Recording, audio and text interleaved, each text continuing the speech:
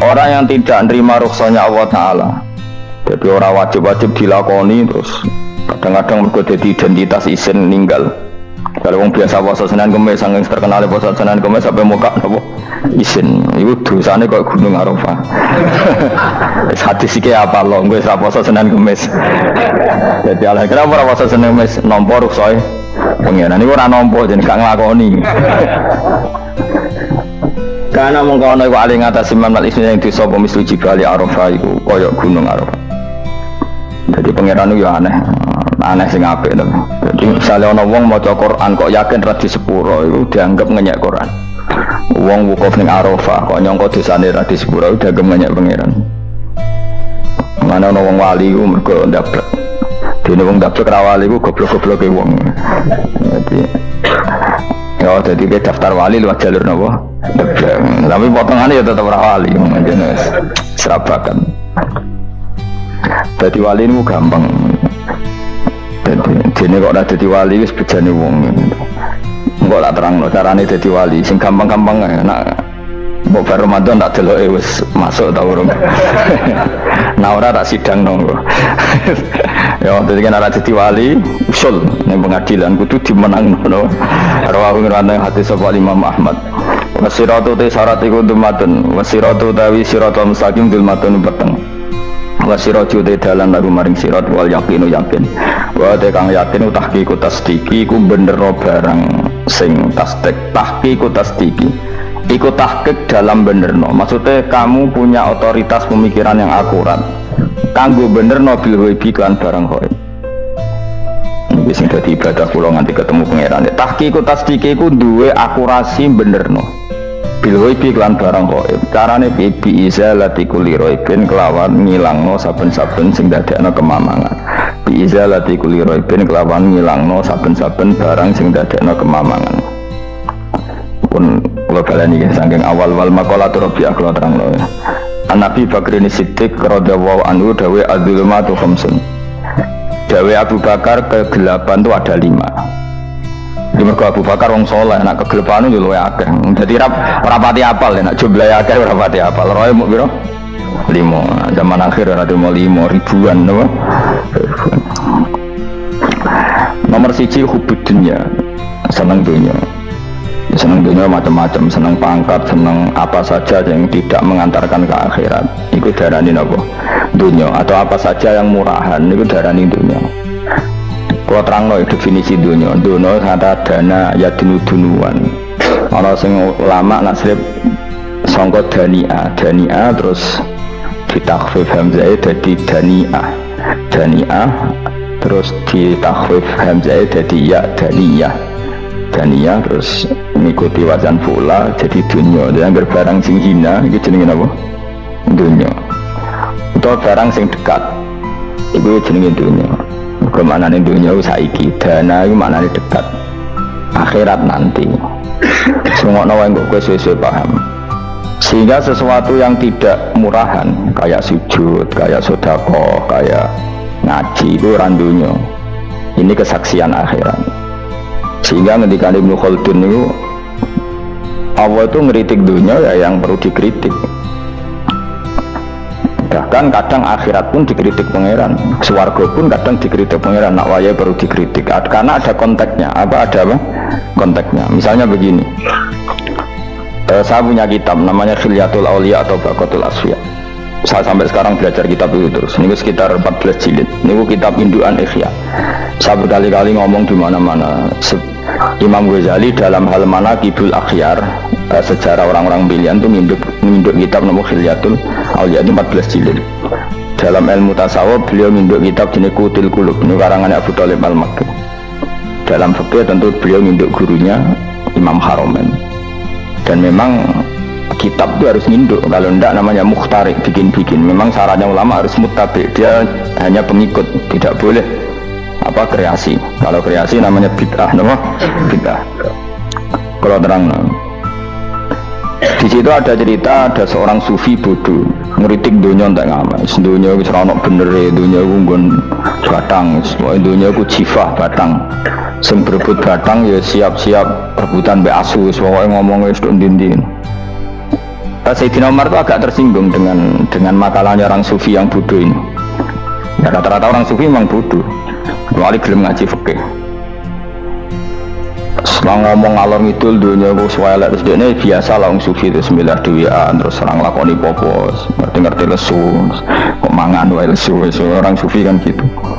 Singkat cerita terus Umar agak marah tapi beliau masih bisa mengendalikan diri. Terus kata beliau, sal sayyidah, sal hadas sayyid, kamu tanya hadas sayyid, maksudnya sayyid dalam bahasa dulu itu ya orang terhormat. Dalam bahasa zaman era itu maknanya sayyid itu masih apa? Sadat maksudnya bukan habib, bukan. Kalau dalam bahasa Arab dulu itu memang kalau habib itu ya Nabi, kalau sayyid sadat itu sufia itu belum pasti maknanya apa?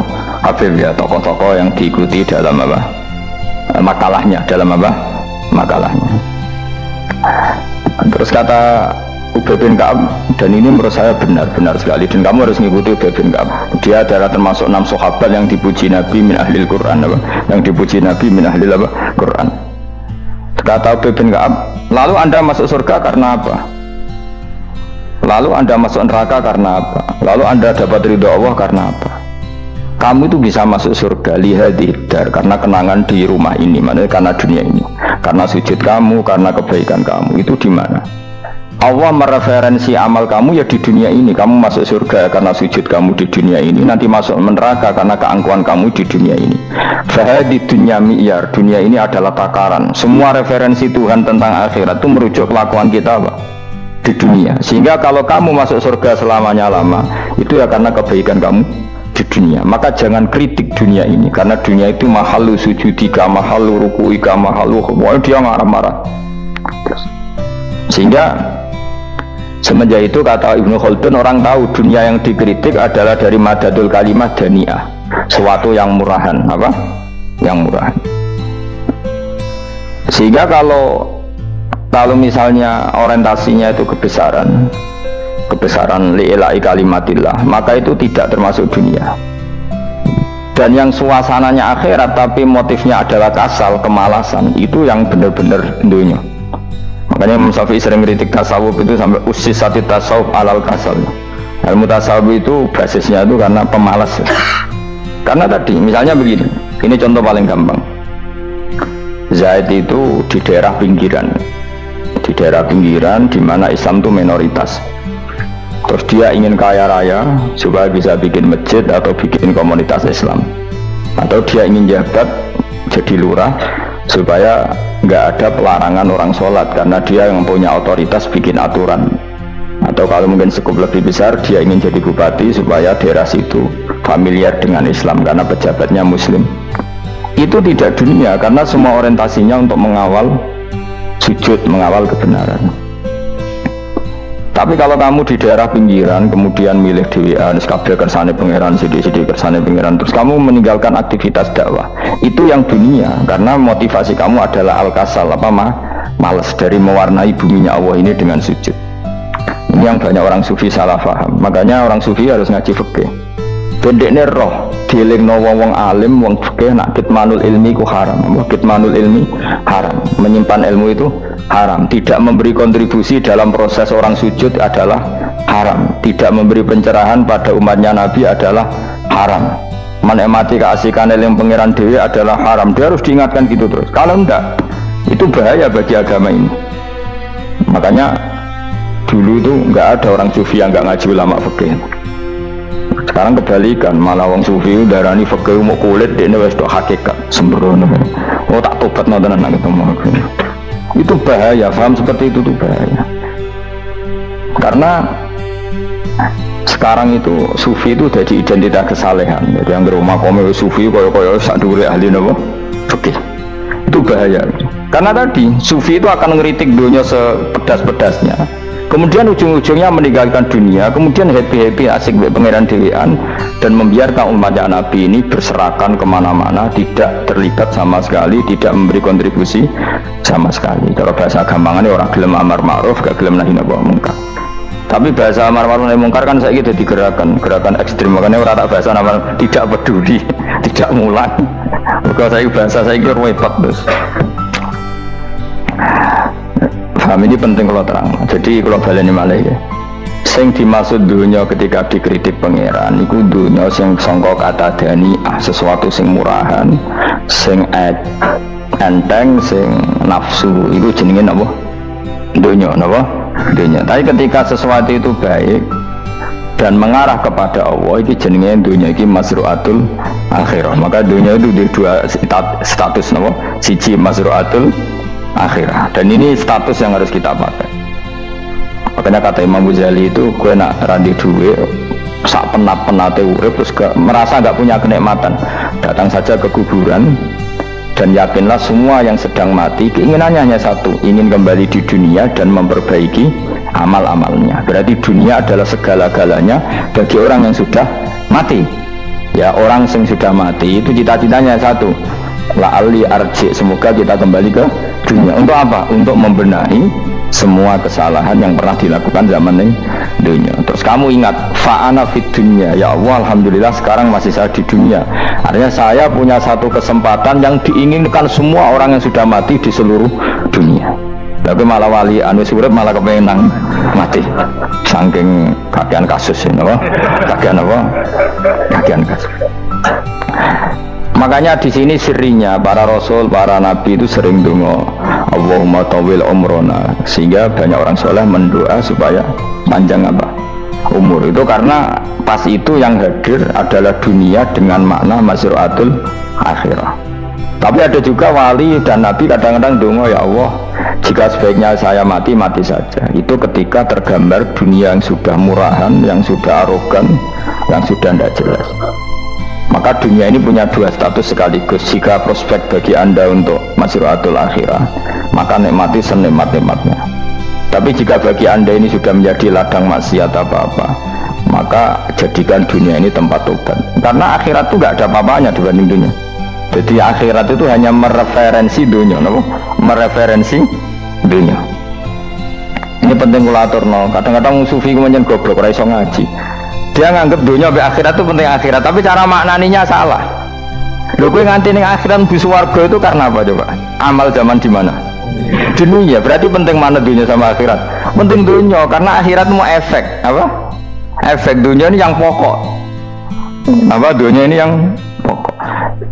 Kalau Allah kan cara ngendikan tidak seperti itu. Allah cara ngendikan gini loh.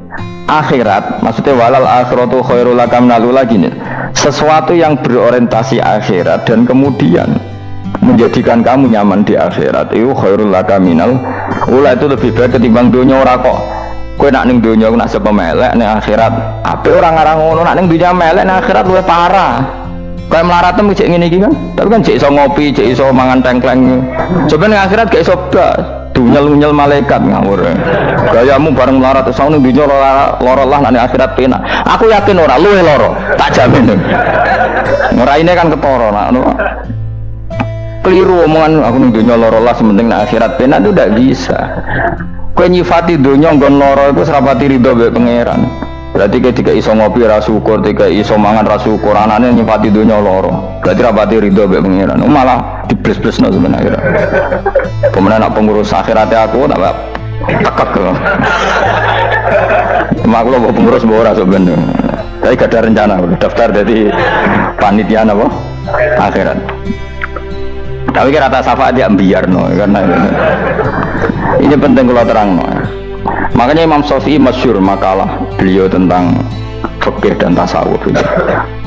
Nggih saya kutip ya, dan saya memang saya hafalkan terus makna teman. Faqihan wa sufiyan fakun laisa wahida fa inni wa haqqu wa iyyaka ansahu. Terus kata beliau mensifati orang fikih, fa hadza qasin lam yazq qalbuhu tuqa wa hadza jahulun kafadul jahli yasluhu. Itu masyhur. Di dunia ini, identitas di dunia kita, dunia ulama itu hanya dua. Kalau nggak sufi ya faqih. Kamu jangan jadi salah satu. Faqih adalah orang sing qasin, itu qalbuhu qasin, hatinya itu keras, hatinya atas. Lam jadu qalbuhu tuqas, gak ditakwa blas. Wong faqih ora ditakwa blas, gak di empati blas. Tapi orang sufi itu ada jauh ini malah geblek blas, malah parah meneh. Sing situ atas hatine situ geblek dari Imam Syafi'i. Kena protes berarti Imam Syafi'i aja protes aku. Kenapa begitu? Misalnya gini orang fikih. Kalau bapak nyontohkan tuh gini. Orang fikih itu punya aturan, misalnya kalau rukuk tidak begini nggak sah, sujud kalau nggak begini nggak sah, sholat kalau tidak begini nggak sah. Oke, aturan itu baik.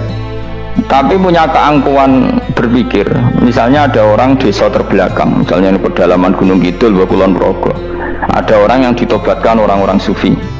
Orang sufi itu ya serodok goblok-goblok, misalnya nobatkan. Enak wong fikir melok nobatno tapi tahu-tahu bilang ini sholatnya nggak sah, rukuknya nggak sah, fatihahnya nggak sah. Jari sing sufi, wah semane nobatno ora iso salat apa ora disahno. Si sufi ya goblok pisan, ketika ngawal si ajudannya tadi salat, enggak dikawal.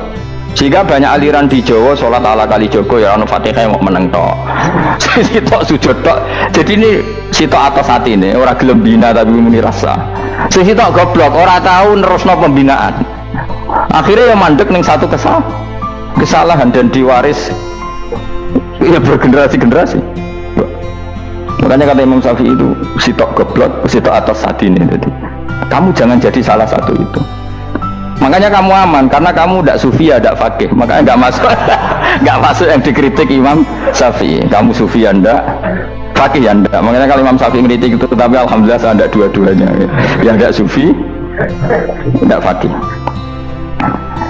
Karena orang sufi itu kalau ditelusuri itu memang kesalahannya terlalu banyak.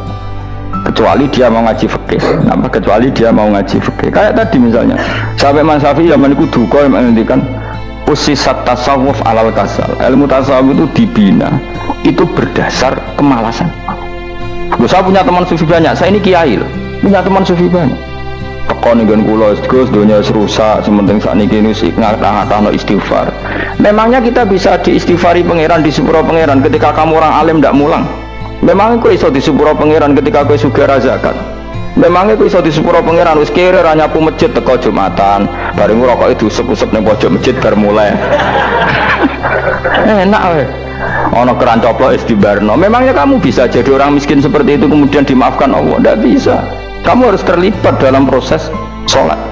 Wis kere ya urun gawe keran, misalnya orang ngono urun masjid ya nyapu-nyapu, sing sugih urun duwe, sing alim urun mulang. Kok enak? Dunia bangga rusak terus kabeh dhewean menang sebenarnya dhewean rokok ra tak baturi ya meneng. Tidak bisa, sufi seperti itu tidak bisa, tuh kriminal. Malah Imam Syafi'i dalam satu makalah besok tasawuf awan wis rondok meneh. Saking ekstrimnya beliau. Nah, kenapa Imam Ghazali muji orang sufi? Kitab-kitab Risalah Kusyairah muji orang sufi itu sufi-sufi yang kayak gue. Sufi-sufi yang belajar fikih, napa? Sufi-sufi yang masih mau belajar fikih. Kok enak? Jadi sufi itu maknanya sidik-sidik. Zaman nus rusak itu tidak seperti itu. Nak rusak ya mana pengiran kon melok dandani. Nah, ketika rakyat didandani sebetulnya nggak masalah, kan ada alternatif. Misalnya gini, ada mobil rusak nggak bisa dipakai. Memangnya mobil hanya itu? Kan ada mobil yang lain itu jenis fakti. Ini enggak, kamu punya pemimpin hanya 2 atau 3 lah, biar nggak nyindir. 3 atau 4 lah. Ketika 4 ini orang ini gagal, seakan-akan Indonesia gagal. Memangnya Indonesia hanya punya orang 4 itu? Goblok sekali kita berpikir gitu. Segoblok-gobloknya apa? Memangnya Indonesia itu milik siapa? Kenapa kamu menggantungkannya sama 1-2 orang, 3-4 orang? Gak ada cara alternatif. Terus tapi kan harus lewat pemilu, kok jangan ngenteni pemilu 5 tahun cepat. Mustafa Rokin jokno jadi calon presiden.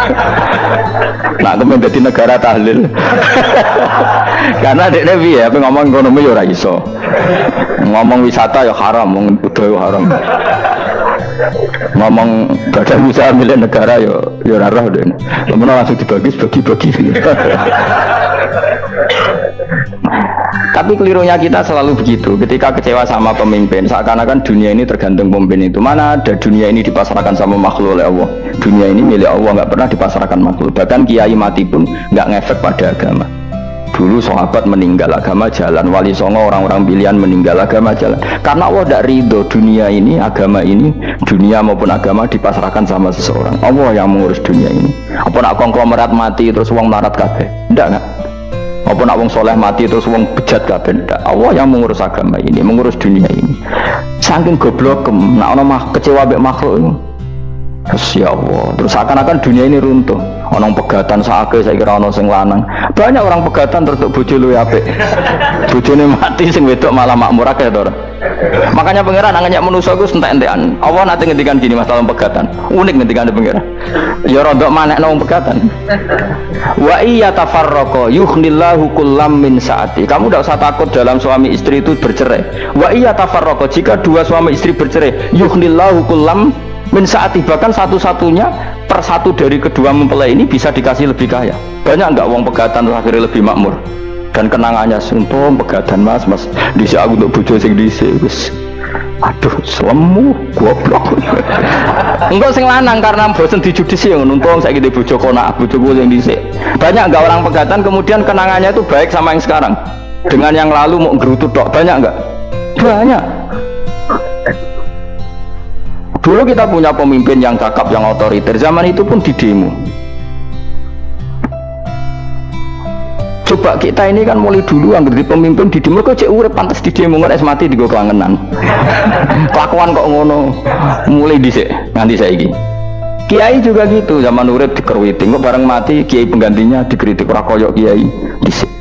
Iku ora ya coba 66 Pak Karno dikritik orde baru diurus gitu tuh. Nabi yang ngono mangsamu presiden tok. Nabi ku kan mukjizat iku ngaji. Jadi mukjizatnya Nabi ku ngaji. Jare masyarakat pun mukjizat orang keren blas. Mukjizat itu kudu nganggo tongkat. Jadi seru napa? Dianggap Nabi Harry Potter. Jadi Nabi itu mukjizat kok mulang. Mulang itu mengatur logika supaya mapan nikmati Allah dan Rasul. Itu mulang. Mereka agak seneng. Mat, caraku Nabi-Nabi dhisik kudu tongkat apa no, Mat. Jadi seru wah. Seru main sebelah pokoknya seru lah. Nabi sempat tertarik, ya kepengen ditongkat tahu Nabi tua, kita ya sangar lah, wah. Jadi Nabi ngalor ngidul gak apa, tongkat nggak sing ngelawan, plus terus ketemu segoro, kan ya seru lah. Misalnya orang Yogyo macam-macam, tutup terus likuifaksi itu tenggelam kan, seru lah, wah. Nah jarak jawabnya pengiran dulu tuh, dia matnya jauh tongkat, gampang nah masalah tongkat. Sekarang ngetok wit kan gampang tongkat itu, memang samu tongkatnya Nabi Musa terus. Digawe dikai mori terus dikai minyak ya ora dijupukno wit diketokno memang samu. Wong sing hebat itu sing nyekel dol ora. Ya jajal to kate Musa tak kena kowe. Ora ono pengaruhe. Wong saiki ning gone Turki digo tontonan ora piye-piye. Lah nek mbatu cek aktif Pak Turki nantang Israel duel lan. Lah wong ditongkate Nabi Musa kok digertak Israel rawani. Lah nek tongkate iku tenan nak oh sing sakti sing nyekel dul ora perkara tongkate. Nah cara wae dhisik sono HP Nabi Musa, HP-ne Nabi Musa ya luar biasa cara itu. Akhirnya Nabi Muhammad itu sempat kepingin jawab pengiran unik. Awalam yakfuru bima utiya Musa min qabl. Mate kok gak eling apa zaman Musa nggo tongkat wong terus do iman. Awalam yakfuru bima utiya Musa min qabl qalu sikhroni tazahar wa qalu inna bikullin kafirun. Apa zaman Nabi Musa itu terus wong do iman? Ya tetep komentar dari tukang sihir. Padha wae. Nggo mujizat ora padha wae wong nek berdua ya tetep berdua. Zaman Pak Karno sing tukang ngeluh ya ngeluh, zaman Pak Harto tukang ngeluh ya ngeluh, zaman Mega sing tukang ngeluh, sampai saiki sing tukang ngeluh ya wis kegiatan. Kiai yang ngono. Kadang ada kiai saiki misalnya Surabaya zaman Mbak Arwani, Mbak Zubair. Memangnya zaman Mbak Arwani wong Kudus ngaji kabeh. Mangsaku ya kelakuane wis ngono-ngono wae. Misale kula ya kadang ya wong komentar. Gus Bayu ora kaya zaman Bandur Salim. Lah aku wis dididik bapak, zaman Bandur Salim po wong ya ngono. Kok bapak zaman Bandur Sam po ngono sampai zaman Basunan Bonang misalnya. Ayo jajal, masa wong Yogyo saiki ora kaya zaman Bali Maksum Mbah Munawir. Memangnya zaman iku wong ngaji kabeh. Udah juga kan sarokku kayak nak ngaji sing ngaji ya wong ngono-ngono iku pancet ngomong iku. Itu pengalaman. Mengenai ketika Nabi Muhammad kemudian dimujizat ke Nabi Musa jawab pangeran bi awalam yakfuru bima utiya Musa min qabl. Apa zaman Musa terus do iman mat. Padha wae nggo masuk go tongkat ngalor ngidul ya. Biasa wae mat. Gak usah mujizat-mujizatan mulang wis enggak ada. Lho kula lho mau metawani pangeran mukjizat kok sengkare Musa. Kula mboten purun. Ya perkarane kok malah lucu. Nabi ngalor ngidul go tongkat. Nabi Musa itu kate biasa ya, sing kodang tuh nih. Lah saiki ajak ning Turki. Nek kata tenan jet top Israel tuntas ya. Suwabet terus likuifaksi tutup suwabet meneh dadi negara bebas wong Israel. Terus Raja Tayyip manggon kono. Aneh-aneh wae. Makanya penting, yang dikatakan mukjizat yo ngaji. Ngaji itu bisa membentuk yakin. Yakin itu bisa membentuk tahqiq. Nah caranya yakin gimana? Tak warai kan, ben dadi wali. Wali sing jalur ilmu, jalur melarat wis kowe luwih iso lah. Wali ku jalur akeh. Alim yo iso dadi wali, zuhud dadi wali, melarat yo iso dadi wali. Syaratnya ridho ora kepengin sugih. Ya syaratnya melarat dadi wali ridho, ora terbesit kepengin sugih ora tau muni lho umpama aku di dhuwit ora dadi wali, muni umpama tok wis ora dadi wali. Jadi fa inna law taftahu amala syaiton, karena mengatakan umpama itu wis buka pintu setan. Jalur apa ya? Nah alim syaratnya hafal Quran, hafal ribuan hadis. Ayo nak zuhud syaratnya radhi HP, rawi anan. Nak fakir ra oleh diangen-angen. Ayo milih ndi? Apa rasa dadi wali? Enggak usah ya. Kalau terang ini penting. Kenapa saya sering kritik orang sufi? Karena sufi sekarang itu beda dengan sufi dulu.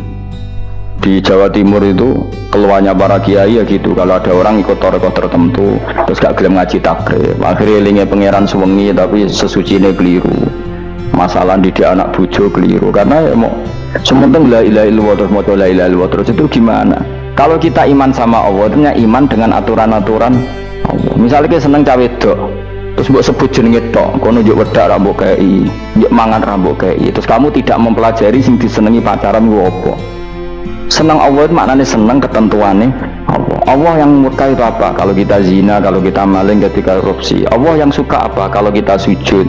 Lalu syaratnya sujud apa? Harus dalam keadaan suci dari hadas besar maupun hadas kecil, dan tempatnya tidak ada najis. Padahal harus gitu. Itu senang Allah. Senang Allah kok menurut Allah semengi terus pingsan, kesemper, terus nak tepak harus darani wali. Nak darani wali ono salam template. Wah apa-apaanan. Nanti bapak kula saking kerase. Lah wong darani wali ada melete keren aku jadi tak top aku jadi. Lah kok saged, Pak? Paling zaman akhir darani wali dadi gula, wong salah templek ngekeki dhuwit. Tapi nak wong alim darani wali sing dadi pinter akeh. Coba jajal lah wis ayo. Nak ora percaya Ruhin mu'allimno nak saiki wali, nak ora dadi gula mbek dhuwit. Ayo saiki umumno nak Ruhin iku wali. Reaksi masyarakat kira-kira piye? Salam template terus sangat malam merek rokok Ruhin, misalnya rokok apa ya terus ditukokno. Tapi umat dapat apa juga?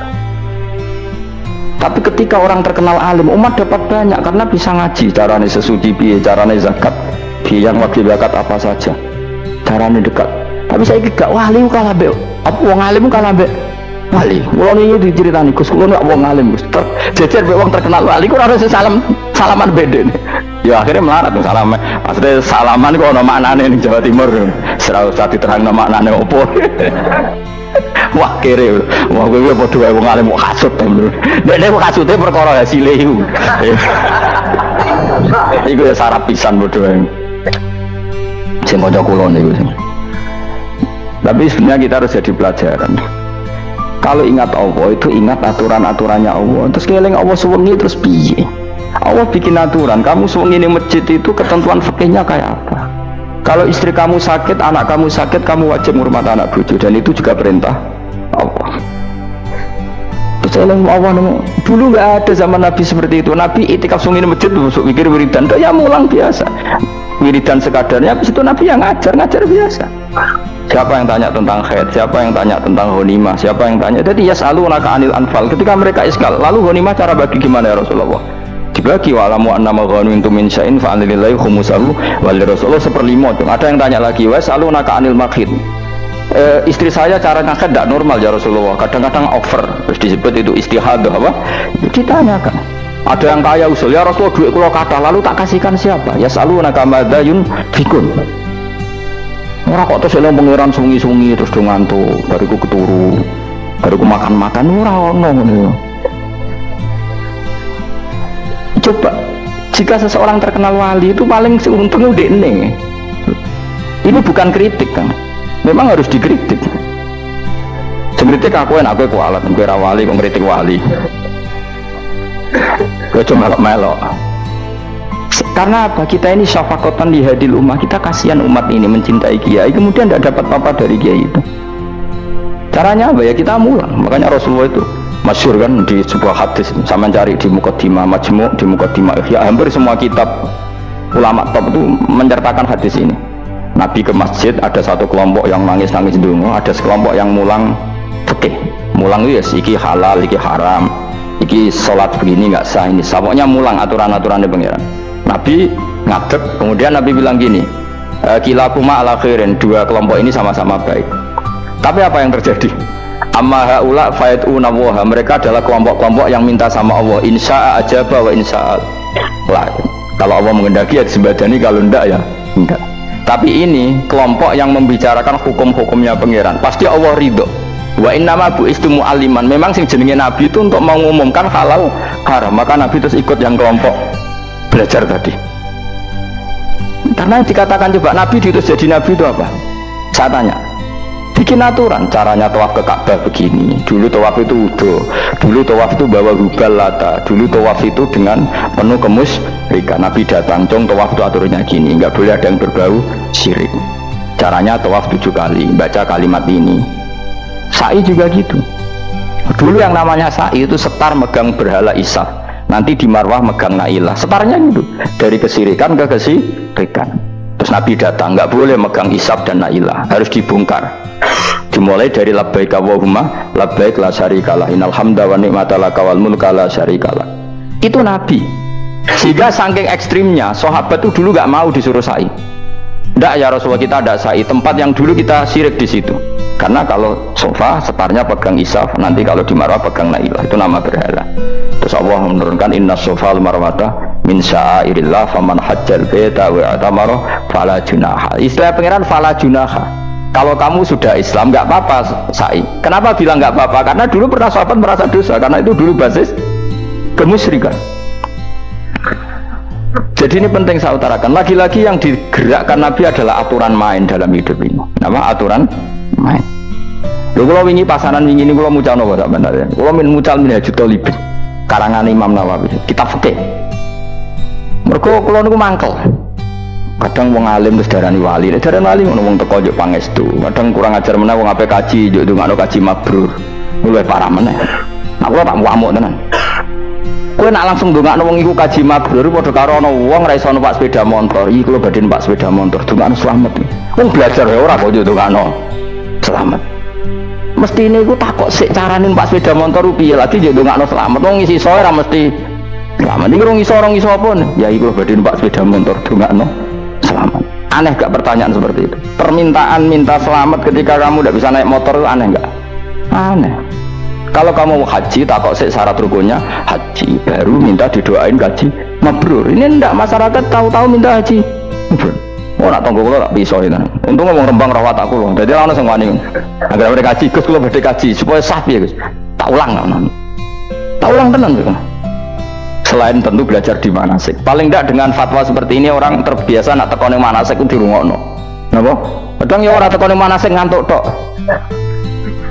Itu tidak bisa, harus diwarai. Misalnya tawaf dimulai dari Hajar Aswad dan usahakan menjauh dari Ka'bah 1 meter atau setengah meter. Karena kalau terlalu mepet Ka'bah, takutnya tadi nginjek pondasi Ka'bah. Jadi tidak ngitari Ka'bah tapi tawaf di atas Ka'bah. Kedua, kalau terlalu dekat, kiswah Ka'bah itu mulat tohah bitit.